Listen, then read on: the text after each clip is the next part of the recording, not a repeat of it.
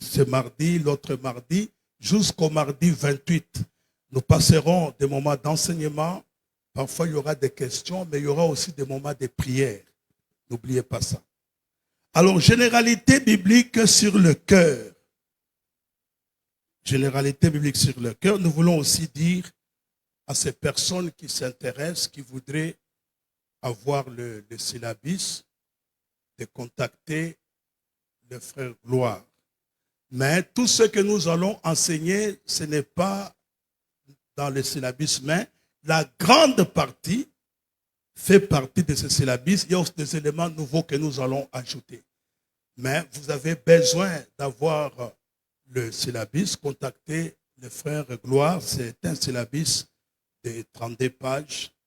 Et vous allez le voir s'il y a moyen de photocopier. Comme ça, vous avez une copie de ce syllabus. Mais n'oubliez pas qu'il y a des éléments nouveaux que nous allons ajouter. Généralité sur le cœur.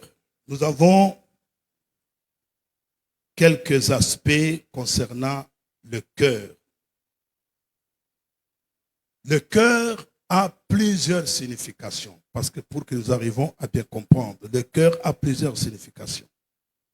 Donc, tant que motema eza na lolenge ibele tokoki ko expliquer yango même na kat na Bible. Ya liboso, premièrement, nous disons que le cœur est un organe sous forme de muscles creux chez l'homme comme chez les animaux, dont les contractions propulsent le sang à travers l'appareil circulatoire. Donc, motema eza organe oyo sous forme ya ba muscle netoyi kolobela mutu azalaka nango nyama pe azalaka nango.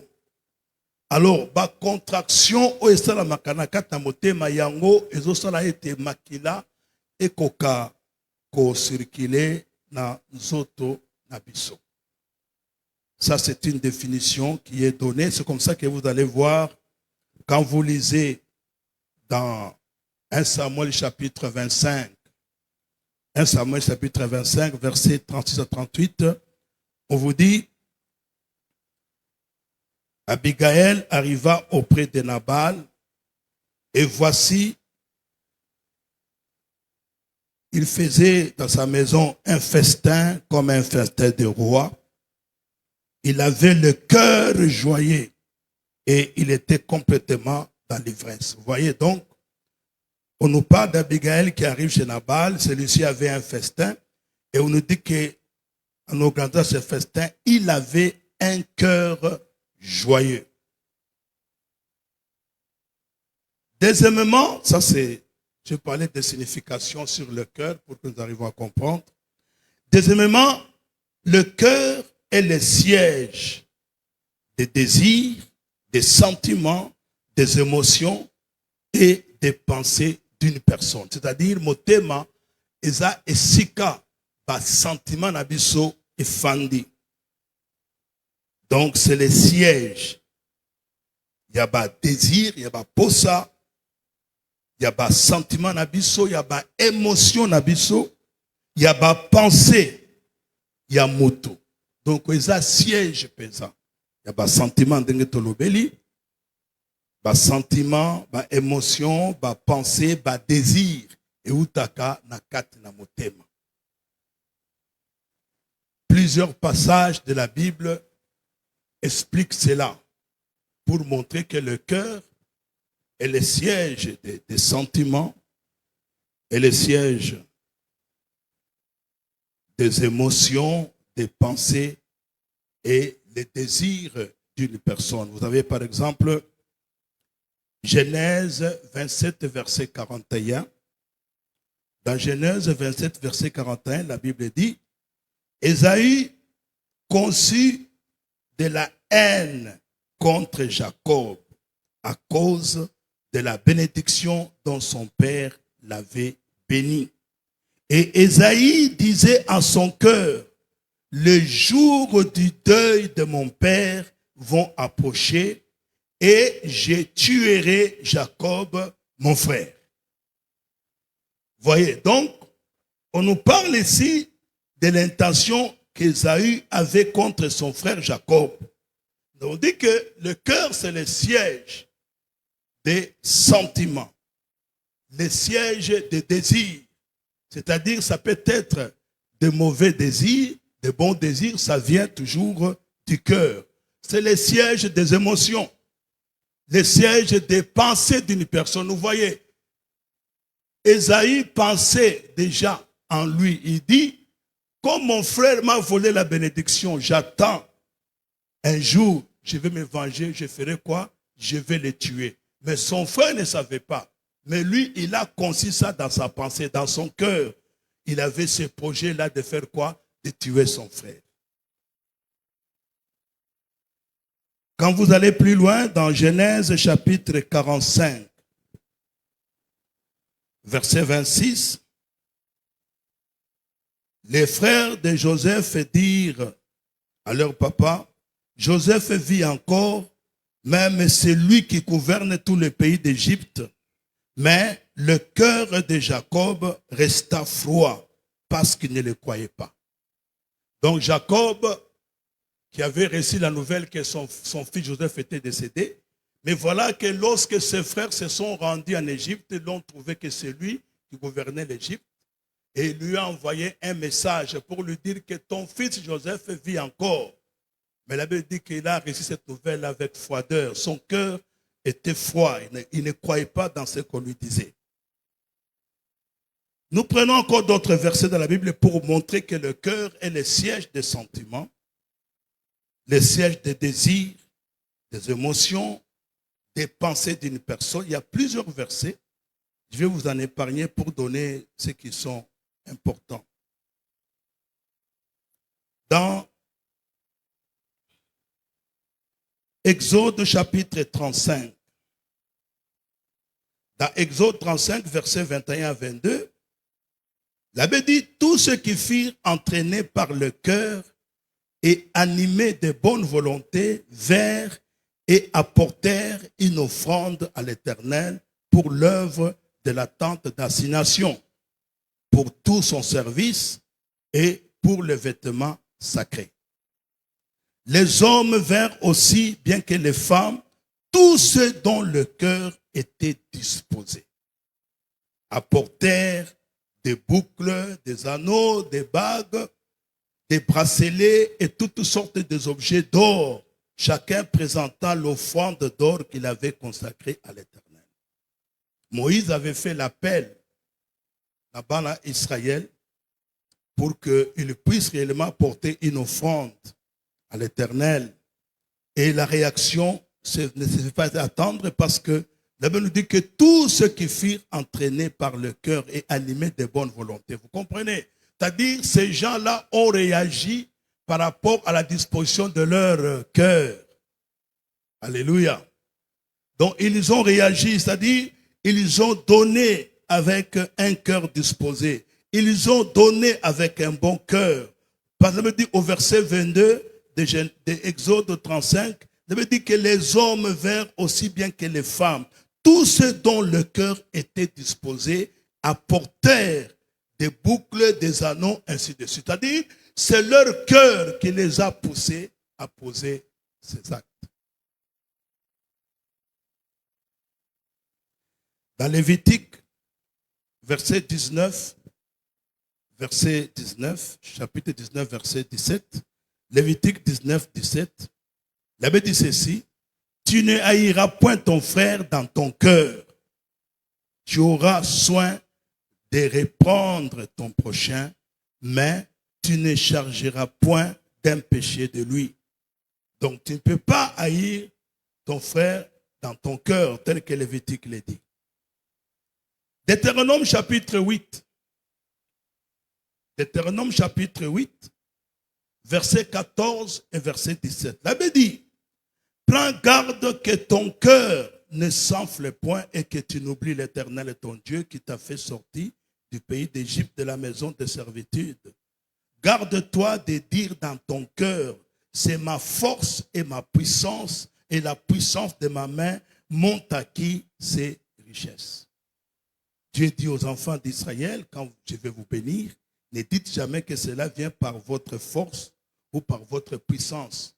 Donc, que votre cœur ne s'enfle point d'orgueil, que votre cœur ne se détourne pas de moi à cause des bénédictions que je vous donnerai.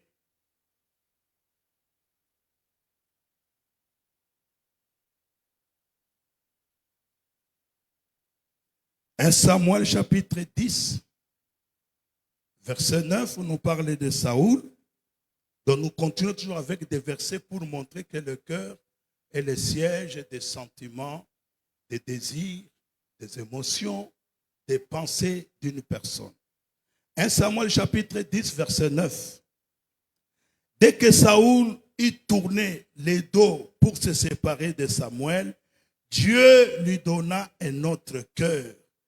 Et tous ces signes s'accomplirent le même jour. Donc Dieu qui a eu cet adage de oindre Saoul, parce qu'évidemment que Saoul, c'est un roi qui a été proposé par le peuple. Mais il dit que Dieu fera quoi? Dieu va changer son cœur. Dieu va changer son cœur. Et vous verrez même dans 1 Roi chapitre 3, la prière que Salomon avait fait, 1 Roi 3, verset 9, Salomon a fait cette prière. Accorde donc à ton serviteur un cœur intelligent pour juger ton peuple, pour discerner le bien du mal. Car qui pourrait juger ton peuple si nombreux? Donc, là, nous avons vu des versets pour montrer que le cœur, c'est le siège des sentiments, des désirs que nous avons, des émotions et des pensées. Troisièmement, troisième signification pour bien comprendre le cœur.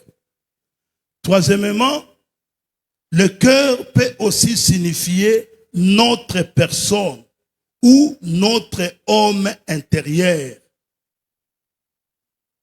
Donc, le cœur signifie notre personne, notre homme intérieur.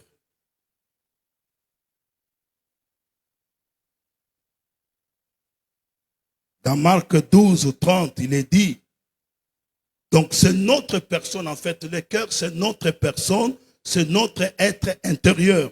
Dans Marc 12, 30, il est dit, tu aimeras le Seigneur ton Dieu de tout ton cœur, de toute ton âme, de toute ta pensée et de toute ta force. Tu aimeras. C'est-à-dire, ici, on nous dit comme le cœur, c'est moi, représente ma personne. Le cœur, c'est ce qui est intérieur. Donc, à travers mon cœur, je dois aimer Dieu. Je dois aimer Dieu tel qu'il est dit dans Marc 12, 30. Tu aimeras le Seigneur ton Dieu de tout ton cœur, de toute ton âme et de toute ta pensée et de toute ta force. Ça, c'est très important aussi.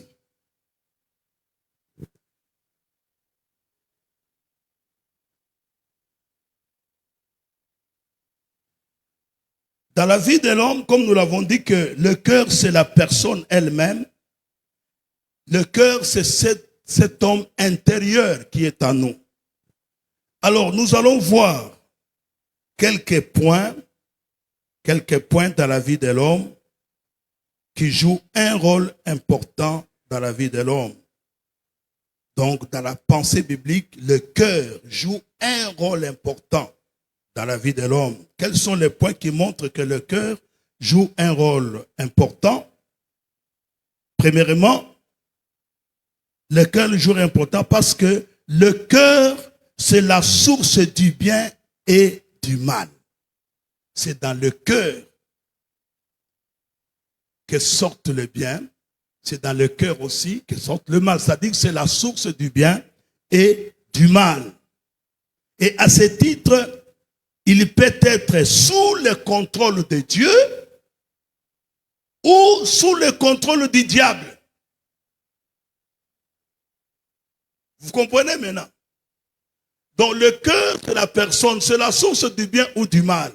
Ce qui veut dire que ton cœur, tu peux te dire enfant de Dieu, mais ton cœur ne fait que produire et la source du mal, c'est-à-dire n'est pas contrôlé par Dieu.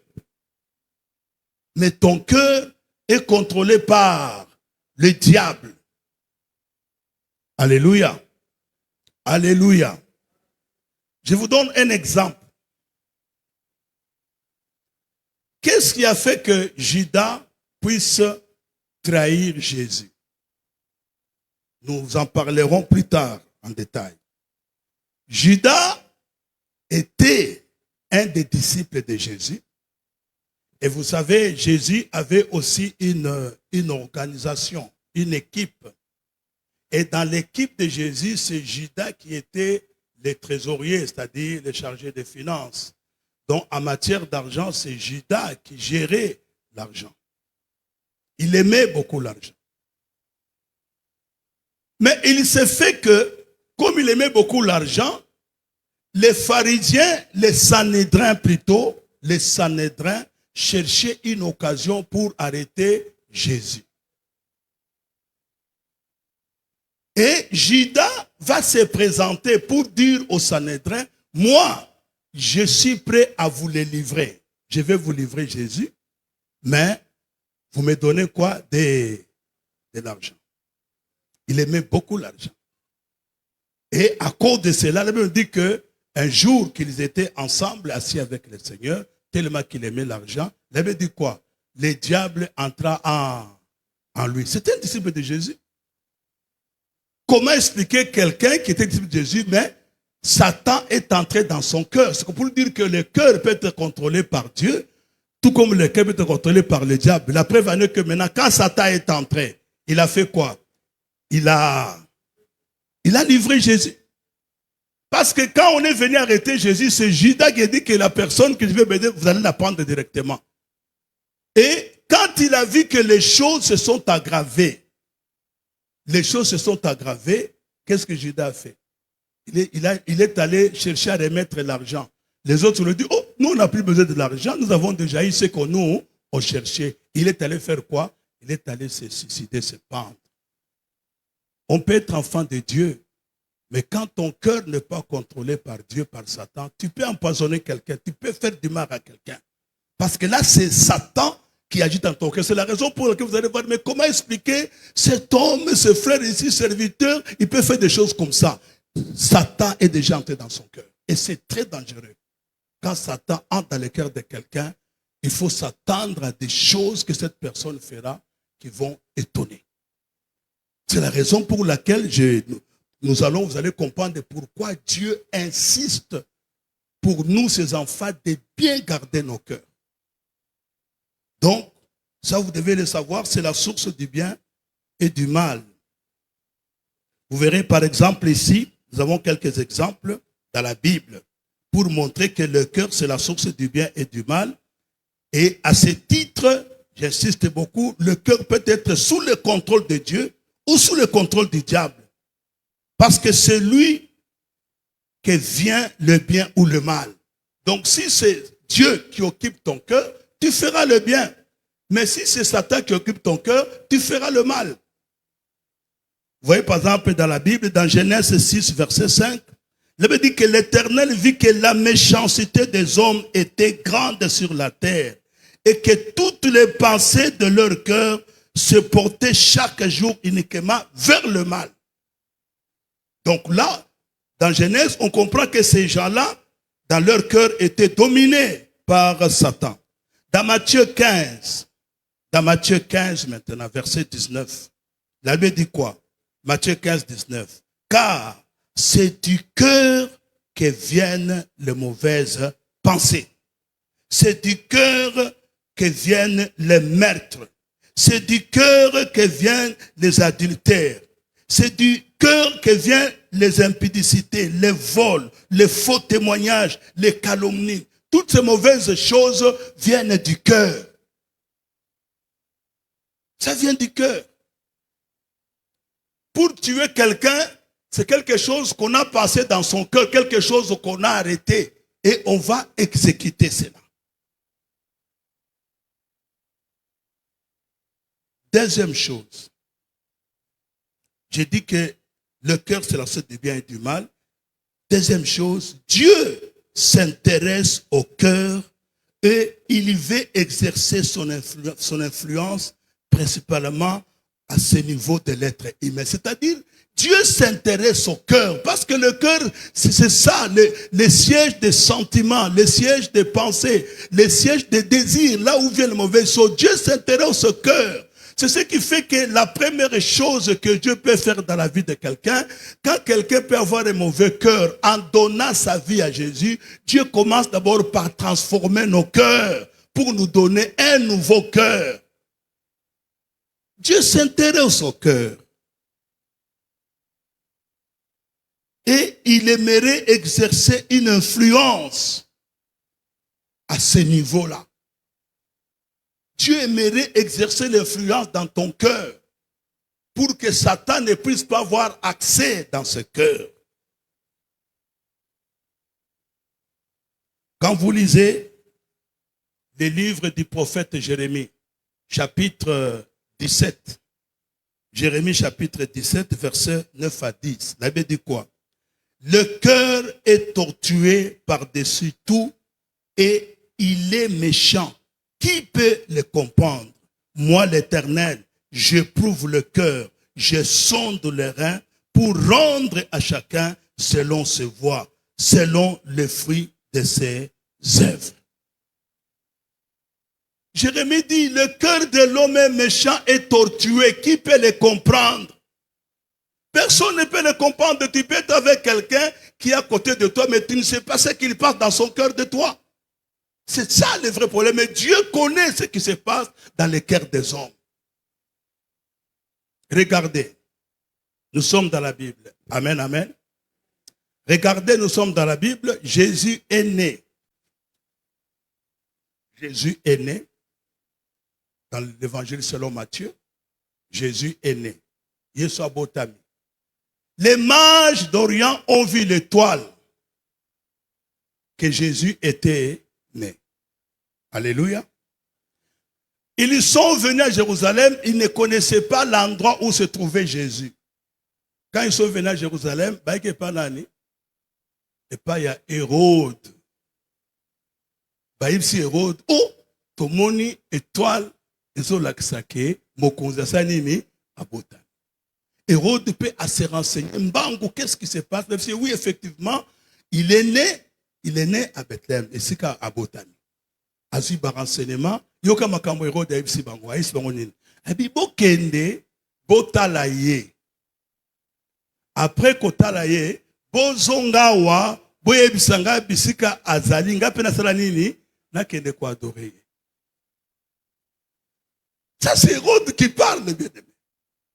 Mais Hérode, na kat na ye azalaki na makanisa kende kwa adorer te. Alingaka yeba esika wana posa nini akenda boma ye. Nzambe yebaki makanisi ya Hérode. Dieu connaît ceux qui sont dans nous. O iza na kat na mitema na biso nzambe yebi. Parce qu'il dit que le cœur de l'homme est tortueux méchant. Et Dieu sonde le cœur. Nzambe tango comprendre que non Hérode azana plein mabe. Tango ba mage ba keyi, ba offrir, ba or, ba adorer mwana, ba lali na son jamais son que non. Parce que Dieu savait ce que Hérode avait comploté. Quand la Bible dit que quand on fait des complots, ce n'est pas moi. Ce sont les gens qui font des complots à travers le complot. Ce n'est pas Dieu qui est dans ce complot-là.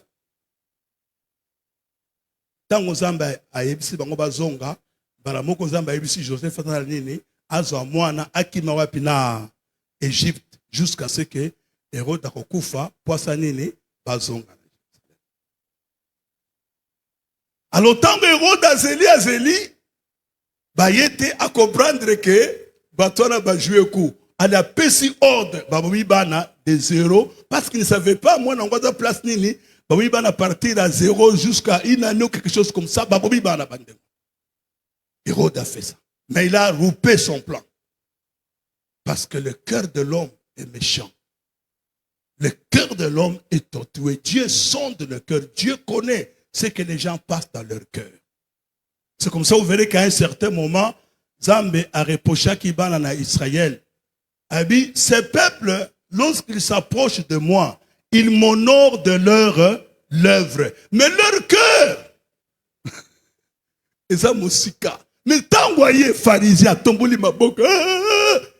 Mais moté meza nazambe teza musika. Ça musika. C'est comme ça que Dieu s'intéresse au cœur de l'homme parce qu'il veut changer ce cœur. Il veut avoir le contrôle sur le cœur de l'homme. Il veut avoir le contrôle sur ce cœur de l'homme. Amen, amen. Alléluia. Dieu veut avoir le contrôle sur le cœur de l'homme. Et vous allez constater que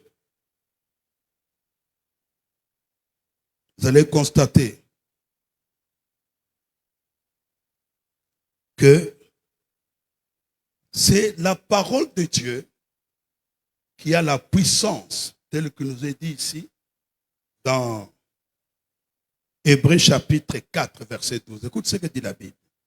Car la parole de Dieu est vivante et efficace, plus tranchante qu'une épée quelconque à deux tranchants, pénétrante jusqu'à partager âme et esprit, jointure et moelle. Elle juge les sentiments et les pensées du cœur. C'est ce qui fait que c'est la parole de Dieu qui peut changer, transformer le cœur des gens. Toucher le cœur des gens. Souvenez-vous, même le jour de la Pentecôte, quand vous lisez dans Actes des Apôtres, chapitre 2, versets 37 à 41, la Bible dit quoi? Après avoir entendu ce discours, ils eurent le cœur vivement touché. Ils eurent le cœur vivement touché et ils dirent à Pierre et aux autres apôtres, hommes frères, que ferons-nous? Pierre leur dit, répentez-vous et que chacun de vous soit baptisé. Vous recevez le pardon de vos péchés et vous recevez les dons du Saint-Esprit. Car la promesse est pour vous, pour vos enfants et pour tous ceux qui, au loin ou au grand nombre, que le Seigneur notre Dieu les appellera. Donc, la parole de Dieu a la puissance. Vous voyez ces Juifs ici, en fait, le jour de la Pentecôte, lorsque Pierre a pris la parole, il s'est adressé aux Juifs en leur disant, le Jésus là que vous avez crucifié, c'était lui le Messie qui devait venir. Il a commencé à leur parler. Il avait dit quoi? Ils ont eu le cœur vivement touché. Parce que là, ils ont compris que ce qu'ils avaient fait, ce n'était pas bon. Et c'est comme ça qu'ils ont dit, maintenant, qu'est-ce que nous devons faire pour être sauvés? Il leur dit, répentez-vous. Commencez d'abord par vous repentir. Donc, il est important, bien-aimés dans le Seigneur, de comprendre que la parole de Dieu joue un rôle important. C'est la raison pour laquelle il est important que nos vies soient remplies de la parole de Dieu. La Bible dit que la parole de Dieu habite abondamment au milieu de vous. C'est très important parce qu'elle nous aidera vraiment à changer beaucoup de choses, à être transformés totalement à travers cette parole de Dieu. Et vous devez comprendre aussi, comme Dieu s'intéresse à notre cœur, vous devez comprendre aussi que c'est lui qui dépend la qualité de notre vie en général et la qualité de notre relation avec Dieu. C'est-à-dire, notre relation avec Dieu, c'est à travers l'état aussi de notre cœur. C'est comme ça que dans Proverbes chapitre 4, verset 23, il est dit, garde ton cœur plus que toute autre chose, car de lui viennent les sources de la vie. Garde ton cœur. Tu dois laisser Dieu contrôler ton cœur.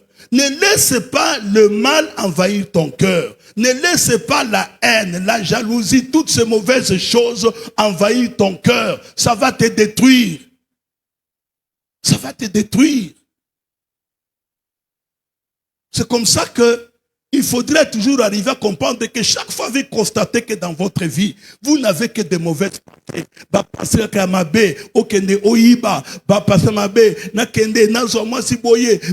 Toutes ces mauvaises pensées-là, place dans mon thème. Ce que mon est comme dominer, il faut t'élever parce que quelque chose de mal va t'arriver. Il faut t'élever. Parce que c'est ce qu'on nous dit ici. Garde ton cœur plus que toute autre chose. Mon thème, il faut battre l'ango. Pe moutoko battre l'ango, ça n'a yo moko. Parce que yo moko miyebi. Et na moutomi balé, aïdou que vous moko nde nani, zamb. Non, moi je ne connais pas vos cœurs.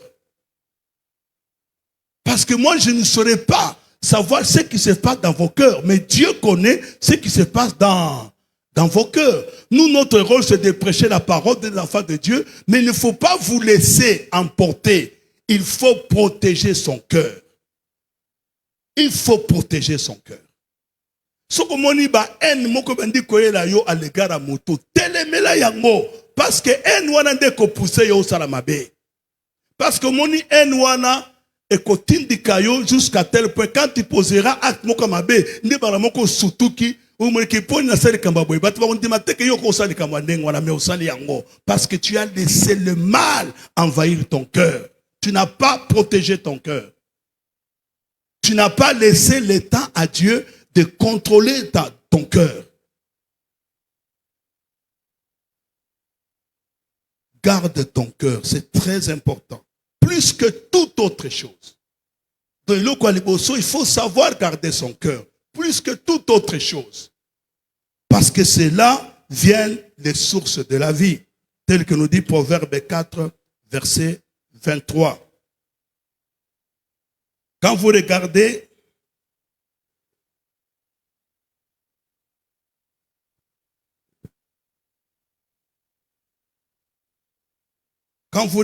l'exemple de David, quand nous regardons l'exemple de David,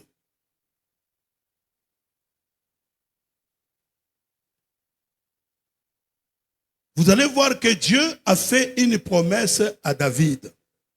Dans 1 Roi chapitre 9, verset 4, Dieu a dit à David, et toi, si tu marches à ma présence, c'est-à-dire Dieu donne cette promesse à Salomon, qui est le fils de David, que si tu marches comme ton père David, ton père avec sincérité de cœur. Parce qu'évidemment, vous savez, beaucoup de gens m'ont posé souvent cette question. Comment expliquer, Bible dit que David, c'est l'homme selon le cœur de Dieu, n'est-ce pas? Alléluia. La Bible dit que David, c'est l'homme selon le cœur de Dieu. Mais la question qu'on se pose, comment David avait pris la femme d'autrui et il a tué son mari. David, il avait fait quelque chose de mal. Mais lisez le psaume 51. Maintenant, quand le prophète Nathan est venu vers David pour lui dire ce qu'il avait fait. Parce que ce que David avait fait, il avait fait en cachette, mais Dieu avait vu ce qu'il a fait. C'est comme ça que Dieu a envoyé Nathan vers David. Il dit, voilà ce que David a fait. Mais ce que David, l'homme selon le cœur de Dieu, quand David a entendu l'homme de Dieu, le prophète, lui dire ce qu'il avait fait, David a commencé à se repentir. David a commencé à pleurer devant Dieu. Vous voyez l'attitude d'un homme qui son cœur est contrôlé par Dieu. C'est-à-dire, quand il se rend compte qu'il a fait quelque chose de mal, et ce n'est pas un problème qu'on vienne de lui dire ou bien qu'on vient, il attend pour venir à l'église. Donc, automatiquement, il comprend que non, il a mal agi et il commence à faire quoi? À se repentir. C'est ça, David, l'homme selon le cœur de Dieu. Parce qu'il pouvait se repentir facilement à cause du mal qu'il avait fait. Il est roi, il pouvait dire au prophète, qu'est-ce qu'il y a? Moi, je suis roi. Il n'a pas regardé ce qu'il était. Mais il a compris qu'il devait s'humilier devant Dieu. Donc, vous voyez ici maintenant Salomon. Dieu lui donne une promesse. Je suis avec vous dans 1 Roi 9, 4. Il lui dit, si tu marches à ma présence, comme a marché David ton père, avec sincérité de cœur et avec droiture, faisant tout ce que je t'ai commandé, et tu observeras mes lois, mes ordonnances, alors tu ne manqueras pas de quelqu'un autre. Mais dans 1 Roi 11, verset 4, à l'époque de la vieillesse de Salomon, ces femmes inclinèrent son cœur vers d'autres dieux, et son cœur ne fut point tout entier à l'Éternel son Dieu, comme l'avait été le cœur de David son père.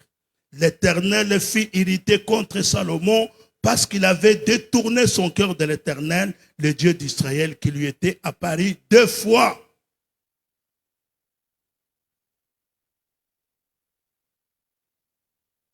Salomon n'a pas marché comme son père. Son père qui a marché devant Dieu avec sincérité de cœur, tout ça. Mais Salomon, quand il est devenu roi, en dernière minute, les femmes ont incliné son cœur vers d'autres dieux. Il a détourné son cœur du véritable Dieu. Et Dieu s'est irrité contre Salomon à cause de cela. Donc, c'est-à-dire, il y a des choses aussi dans la vie qui peuvent détourner nos cœurs. J'attends souvent beaucoup de sœurs. Oh papa, problème est en côté. Ceux qui n'ont pas lié, n'a pas déjà combien? C'est ça le risque aussi. Parce qu'il y a des choses qui peuvent arriver, soit il y a un commissaire chrétien, soit il y a un commissaire moupagan. Alléluia. Alléluia. Oui, c'est-à-dire, il y a des choses dans la vie qui peuvent détourner ton cœur de Dieu. Qui peuvent détourner ton cœur de Dieu. Regardez la tentation que Joseph avait eue. Joseph, dans la maison de Potiphar, vous connaissez l'histoire. Potiphar lui donne la gestion de tous ses biens. Apessia gérer bien tout ça. Moi, ça Potiphar, abandé kolinga Joseph. A comme ma kangu naï. Joseph a dit jamais. Yosa moi si a patron naï. Nanda ko ngana wiko sale kambandenga wana tena ko kozwa ta mukolo moko te. Joseph a refusé. Et pourtant, il y a des choses que Joseph pouvait bénéficier auprès de cette femme. C'est-à-dire, elle pouvait donner de l'argent à Joseph et qu'on peut se bien, c'est là où plusieurs enfants de Dieu à cause souvent beaucoup de gens, leur cœur ne sont plus attachés à Dieu. Parce que y pour ça non, tout ça. Alors, beaucoup de choses comme ça, mais Joseph a été strict. Malgré tout ce que cette femme avait fait, Joseph a refusé. Parce qu'il voulait garder son cœur à Dieu. Le monde a toujours tendance à faire des choses, de nous détourner de Dieu. Parce que c'est-à-dire motema mutu et se refroidir. C'est comme si vous allez voir Batumoussou sur l'église, Aza zélé, Azukra libala. Allez. Donc on comprend par là que pour ça naïe et le Gaza kolokane yangora, c'est-à-dire il n'avait pas donné vraiment son cœur à Dieu comme il faut. Il n'avait pas donné son cœur à Dieu comme il faut. Il y a beaucoup de choses dans le monde. C'est pourquoi, bien aimé dans le Seigneur, aujourd'hui la plupart des chrétiens qui sont attachés à Dieu, qui ont donné leur cœur à Dieu, c'est-à-dire dans le sens que tango apesi motema ipai akakami na Nzambe ata azangi nyonso mais azanga Nzambe te. C'est ce qui est arrivé à Job. Dieu a permis que Satan a tenté Job. Job atala. Est-ce que Job alinga qui est Job a attaché par pour na biloko wana ou bien ceux qui l'ont à perdre en go, il peut encore être attaché à Dieu. Mais malgré tout ce qu'il a perdu, Job est resté attaché à Dieu. Son cœur est resté attaché à Dieu. Donc, ne nous valons pas la face, que cet enseignement nous aide à comprendre que nous devons quitter les histoires d'hypocrisie. C'est-à-dire, vous savez, généralement, quand les gens viennent dans l'église, ils disent que c'est Longamalamu, tout ça, ou Alingi Nzambe. Au Kolinga Nzambe, za, na koyemba te, na adoration te, na vie na yozo mene. Est-ce que Kolinga Nzambe? Nous allons venir à ça. Il faut expliquer. Est-ce que Kolinga Nzambe?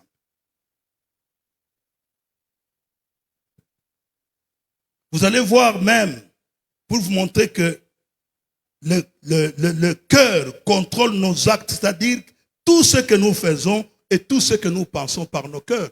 Vous connaissez dans la Bible, quand vous lisez Genèse 37, ainsi de suite, vous allez voir comment est-ce que Joseph a failli être tué par qui? Par ses propres frères.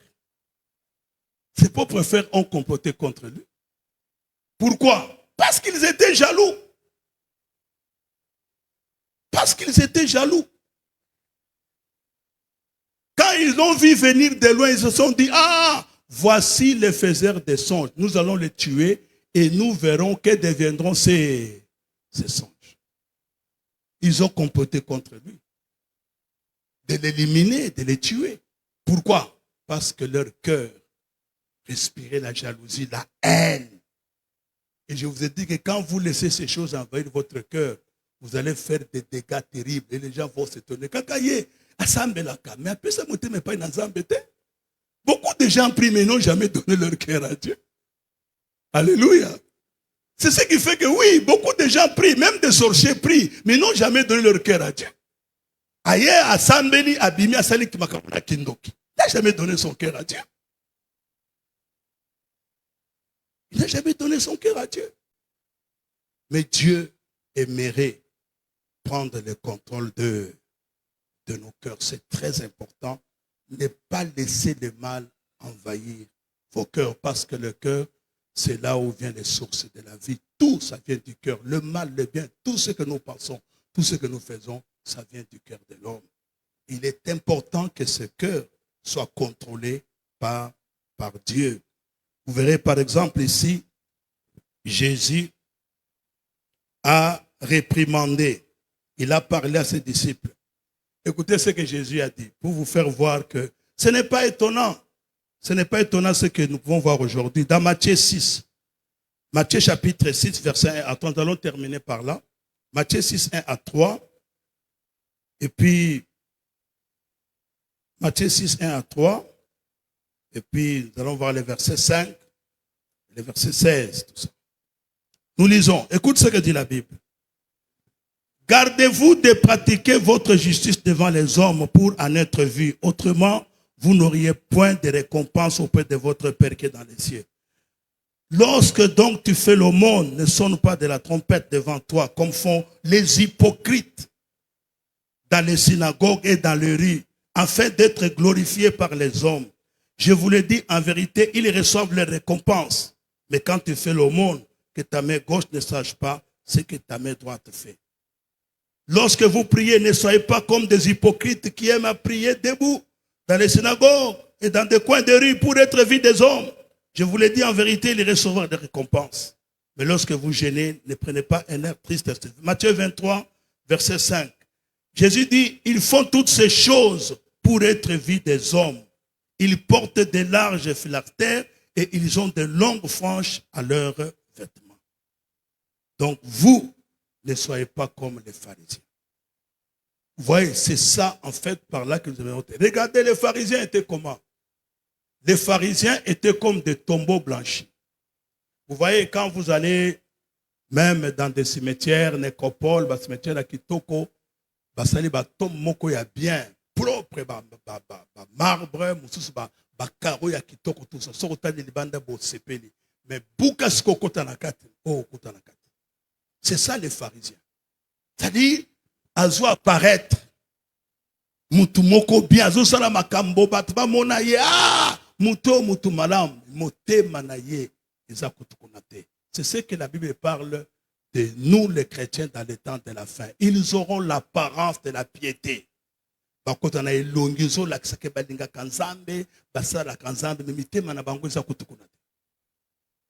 Ezakutukunate. Bien-aimé, Dieu a besoin de nos cœurs. Dieu veut changer nos cœurs. Chacun de nous, au milieu bindengo zawana, peut-être le mal que tu médites, oyebi mababeye la kayo, oyebi makamunino kansara motema na yo, motema ne tonda ba jalousie, ba haine, makamama be et tonda na motema na yo.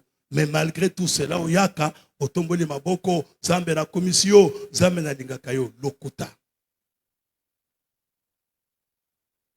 Il faut nous repentir devant Dieu. que Dieu change nos cœurs. Que Dieu puisse avoir le contrôle de nos cœurs. Aujourd'hui, c'était l'introduction, comme je l'ai dit. Nous allons prier le Seigneur et nous allons continuer les mardis prochains. Le mardi prochain, nous allons parler les choses qui tuent le cœur des serviteurs ainsi que le service de Dieu. Les choses qui tuent makambo makambo tema ya mosali ainsi que mosala na nzambe. Quelles sont ces choses-là qui tuent le cœur du serviteur et le service de Dieu? Ça, nous allons parler de ça le mardi prochain. Mais pour aujourd'hui, j'aimerais pendant ce moment que chacun puisse prendre un moment de s'examiner. Je veux dire que examinez-vous. Chacun de nous connaît l'état de son cœur. S'il y a la haine, la jalousie, il y a toutes ces mauvaises choses dans votre cœur, c'est un moment important pour vous de vous repentir devant Dieu, d'inviter le Seigneur à avoir le contrôle de votre cœur, d'inviter le Seigneur à prendre possession de votre cœur, car Dieu ne regarde pas nos apparences, mais Dieu regarde dans nos cœurs. Nous en parlerons en détail. C'est comme ça que vous allez voir que la manière dont les gens servent Dieu, peut-être il y a d'autres qui les servent par apparence pour être vus, mais il y a d'autres qui les servent de tout leur cœur. Que Dieu change nos cœurs. Est-ce qu'on peut servir la prière pendant ce moment? J'aimerais que si la chorale, si le groupe peut nous aider par un cantique qui peut nous aider, que chacun de nous arrive à prier. Je n'ai pas une requête à vous donner, mais je vous dis simplement que chacun se débarrasse de toutes les mauvaises choses qui sont dans votre cœur. Que vous puissiez vous débarrasser de toutes ces mauvaises choses qui sont dans votre cœur, qui risqueraient de vous pousser à commettre des choses que les gens ne peuvent pas croire, qui pouvaient même vous éloigner loin de Dieu. Et demander à Dieu de prendre le contrôle de votre cœur. Parce que Dieu s'intéresse à nos cœurs. Garde ton cœur plus que toute autre chose. De lui viennent les sources de la vie. Tout vient de ton cœur. Ça vient de votre cœur.